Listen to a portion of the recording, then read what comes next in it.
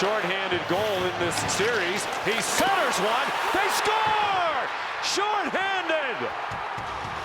Josh Manson makes it 1-0 Colorado.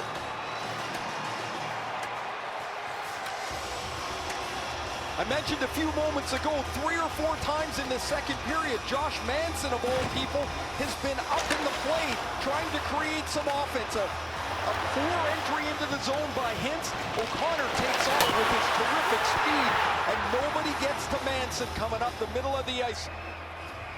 Duchesne is late.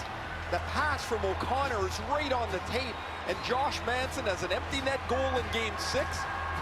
He's got the shorthanded goal in Game 7, and the Avs have a 1-0 lead.